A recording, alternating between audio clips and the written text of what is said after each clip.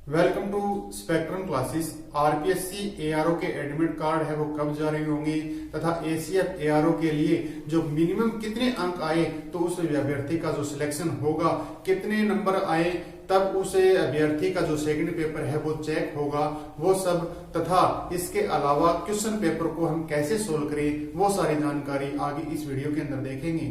आगे बढ़ने से पहले यदि स्पेक्ट्रम क्लासेस यूट्यूब चैनल को अभी तक सब्सक्राइब नहीं किया है तो अभी सब्सक्राइब कर दें, साथ ही साथ बेल आइकन के निशान को भी दबा दें ताकि आने वाले से वीडियो सबसे पहले आपको मिल सके। तो सबसे पहले हम बात करते हैं कि एसीएफ एआरओ के जो एडमिट कार्ड है वो जल्द ही यानी कि 12 तारीख को एसीएफ एआरओ के एडमिट कार्ड जारी हो जाएंगे। एग्जाम होगा वो 18 फरवरी से ये एग्जाम होगा और इस एग्जाम के अंदर टोटल 4 पेपर होंगे और जो प्रत्येक पेपर होगा वो कितने अंक का होगा। और पहला जो पेपर है उसके अंदर जो कंपलसरी सब्जेक्ट है उसके अंदर कंपलसरी सब्जेक्ट है। कंपलसरी सब्जेक्ट के अंदर 2 सब्जेक्ट है, एक तो जीके का पेपर आएगा और दूसरा जनरल इंग्लिश का पेपर आएगा। जीके का जो पेपर आएगा वो भी 100 अंक का होगा और दूसरा जनरल इंग्लिश का पेपर आएगा वो भी 100 अंक का होगा। इन दोनों पेपर के अंदर जो मिनिमम रिक्वायरमेंट रखी गई है, आरपीएससी के द्वारा मिनिमम रिक्वायरमेंट रखी गई है, दोनों के अंदर प्रत्येक जो सब्जेक्ट है उसके अंदर 35% अंक लाने अनिवार्य हैं। दोनों के अंदर 35% अंक लाने अनिवार्य हैं। जीके के अंदर भी 35% अंक आएंगे और जनरल इंग्लिश के अंदर भी 35% अंक आएंगे तो ही दूसरा पेपर है जो ऑप्शनल सब्जेक्ट के पेपर है वो चेक होंगे। ऑप्शनल सब्जेक्ट का जो प्रत्येक जो पेपर है, ऑप्शनल सब्जेक्ट के अंदर हमें 2 पेपर है उनको चूज करना है और दोनों ही जो पेपर है वो 200-200 अंक के होंगे।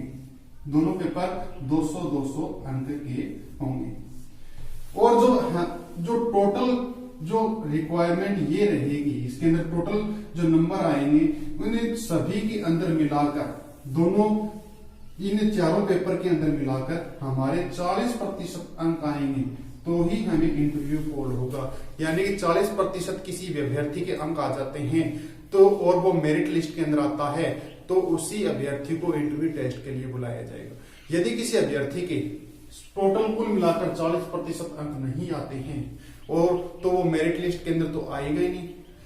मेरिट लिस्ट के अंदर तभी उसको काउंटिंग होगी जब उसके 40% अंक आएंगे और 40% अंक से अधिक अंक वालों को इंटरव्यू टेस्ट के लिए बुलाया जाएगा और जो अभ्यर्थी इंटरव्यू टेस्ट के अंदर पास होगा उसका सिलेक्शन हो जाएगा। ये तो थी एसीएफ एआरओ के अंदर जो मिनिमम रिक्वायरमेंट क्या होगी।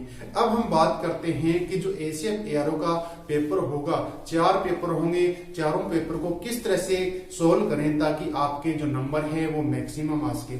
किसी भी एग्जाम के अंदर सफलता के लिए जरूरी होता है कि उसे क्वेश्चन पेपर को आप किस तरह से सोल्व करते हैं। उसके अंदर हमें टाइम मैनेजमेंट देखना पड़ता है और दूसरा हमें यह देखना पड़ता है कि उस क्वेश्चन पेपर के अंदर हम कम से कम नेगेटिव मार्किंग करें।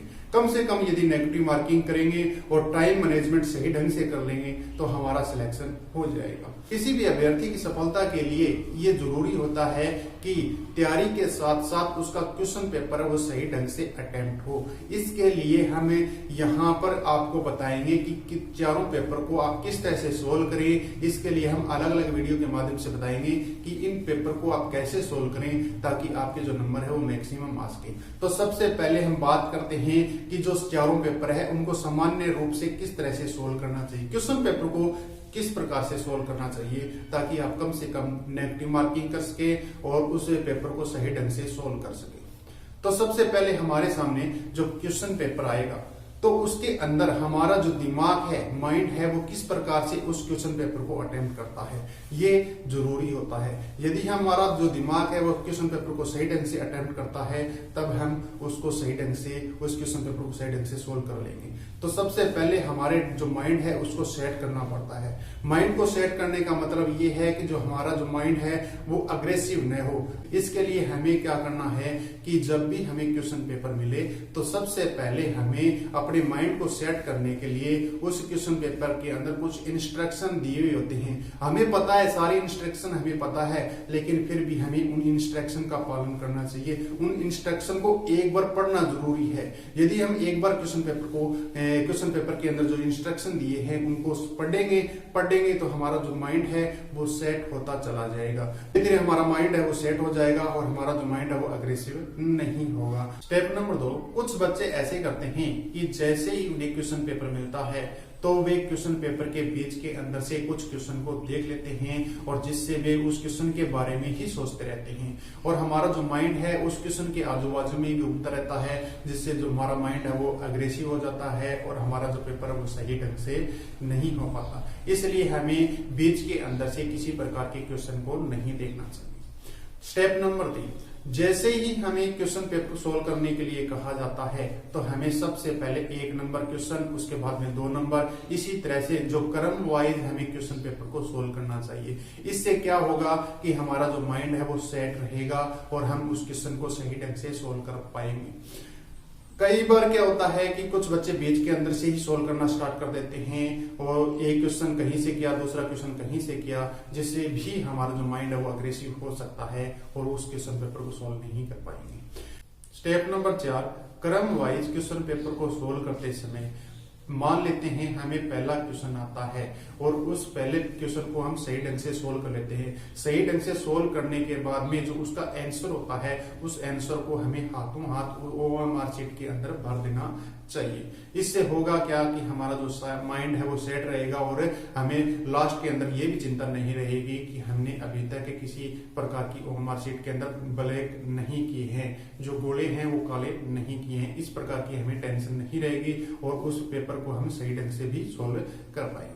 अब मान लेते हैं 2 नंबर क्वेश्चन है, उसके अंदर 2 ऑप्शन हमें आते हैं तो उस क्वेश्चन के चारों तरफ हमें गोला कर देना चाहिए, जिससे हमें पता चल जाएगा कि ये क्वेश्चन है, इसके अंदर 2 ऑप्शन है, उनको हमें बाद के अंदर करना है। उसके अंदर जो सस्पेंस की जो स्थिति है उसको निपटने के लिए उस क्वेश्चन को हम लास्ट के अंदर कर देंगे। अब 3 नंबर को भी हमने सोल्व कर देंगे, तो 3 नंबर को सोल्व कर दिया, 3 नंबर का जो आंसर है उसको भी OMR शीट के अंदर भर दिया। अब मान लेते हैं हमें 4 नंबर जो क्वेश्चन है वो हमें बिल्कुल भी नहीं आता, 4 के 4 ऑप्शन हैं वो हमें बिल्कुल भी नहीं आते, तो उस क्वेश्चन के चारों तरफ कांटा मार दीजिए कि ये क्वेश्चन आपको बिल्कुल भी नहीं आता और टाइम बचेगा तो उस क्वेश्चन को दोबारा से पढ़कर ये एक बार देख लेंगे, वरना नहीं। स्टेप नंबर 5, अब जो ही हमने क्वेश्चन पेपर को सोल्व कर लिया, सारे क्वेश्चन एक बार सोल्व कर लिए, अब हमें क्या करना है कि जो पहले जो ब्लैक किए हैं, गोला चारों तरफ गोला किए हैं, उस क्वेश्चन को दोबारा से हमें पढ़ना है। यदि उसके अंदर से कई क्वेश्चन उनका आंसर हमें आ जाता है तो ही हम उसको OMR शीट के अंदर भरना चाहिए, बाकी हमें उन क्वेश्चन को भी छोड़ देना चाहिए। इससे क्या होगा कि हमारी जो नेगेटिव मार्किंग है वो कम से कम होगी और कम से कम नेगेटिव मार्किंग, इसका मतलब हमारी जो सिलेक्शन होने के चांसेस है वो बहुत ज्यादा बढ़ जाते हैं। इस तरह से आप क्वेश्चन पेपर को सोल्व करते हैं तो आपके जो नंबर है वो मैक्सिमम आ सकते हैं और आपका सिलेक्शन हो सकता है। धन्यवाद दोस्तों, यदि मेरा वीडियो आपको पसंद आए तो मेरी इस वीडियो को लाइक करें, ज्यादा से ज्यादा शेयर करें। धन्यवाद।